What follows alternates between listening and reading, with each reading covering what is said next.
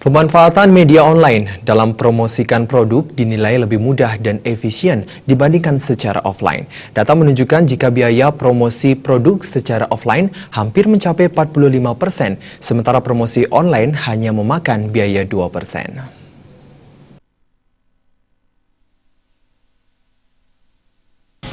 Promosi menjadi bagian terpenting dalam pemasaran produk. Promosi yang berhasil akan memungkinkan produk yang dipasarkan diterima oleh konsumen. Namun seringkali biaya promosi yang dikeluarkan cukup tinggi sehingga mempengaruhi harga produk. Pengamat ekonomi Listen Swingto menilai promosi online menjadi salah satu alternatif dalam menekan biaya promosi. Berdasarkan data dari berbagai sumber, jika promosi dilakukan secara offline, biaya promosi dapat mencapai 45% dari biaya produksi produk.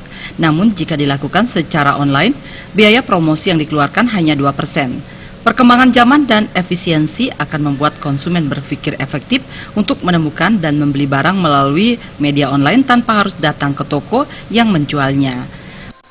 Berdasarkan data yang ada, berdasarkan penelitian daripada para pakar dan ahli yang sudah bergerak di bidang online itu sendiri, khususnya di marketplace, dan memang lewat online bisnis ini maka bisa terjadi cutting cost yang sangat besar, sehingga barang-barang yang dijual di online atau di e-commerce atau di marketplace online itu bisa jauh lebih murah daripada yang dijual di offline.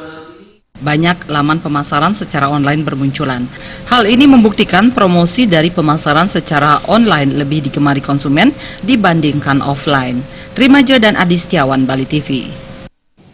Ketua Sekolah Tinggi Bahasa Asing, Stiba Saraswati Denpasar, Komang Sulatra, melepas 156 lulusan dari Prodi Sastra Inggris dan Sastra Jepang di Sanur pagi tadi.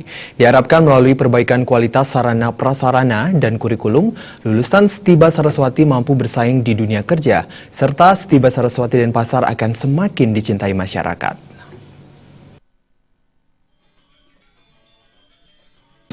Di antara 156 orang lulusan Sekolah Tinggi Bahasa Asing Stiba Saraswati Denpasar yang diwisuda, 113 lulusan dari program studi sastra Inggris dan 43 lulusan dari prodi sastra Jepang.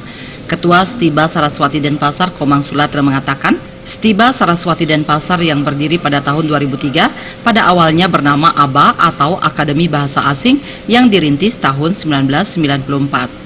Saat ini Stiba Saraswati Denpasar memiliki dua prodi yakni Sastra Inggris dan Sastra Jepang dengan akreditasi B.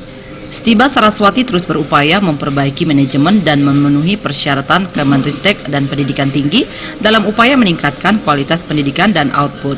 Upaya-upaya yang dilakukan diantaranya adalah pembenahan sarana prasarana kurikulum, meningkatkan jenjang pendidikan dosen, termasuk upaya akreditasi kampus dengan dilakukannya pada visitasi Juli lalu.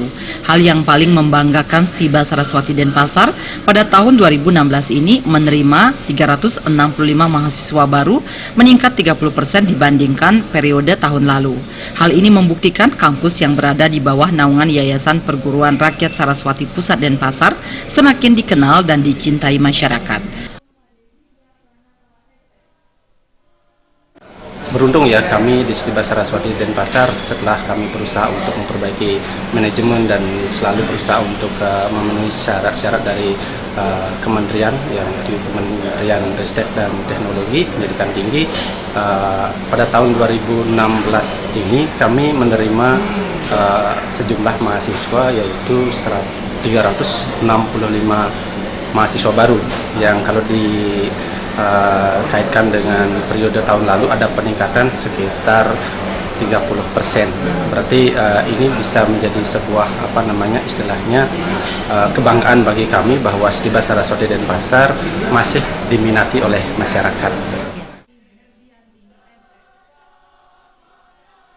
Komang Sulatra menambahkan 65% lulusan kali ini telah bekerja. Sementara berdasarkan penelusuran alumni, 98% lulusan telah bekerja di dunia pariwisata dan berwirausaha.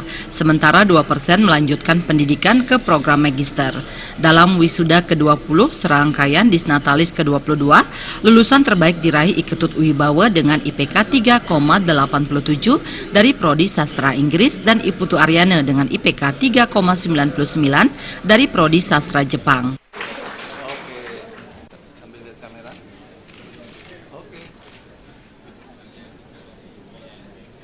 Kami silakan untuk Pera Widya dan Indra Wijaya, Bali TV.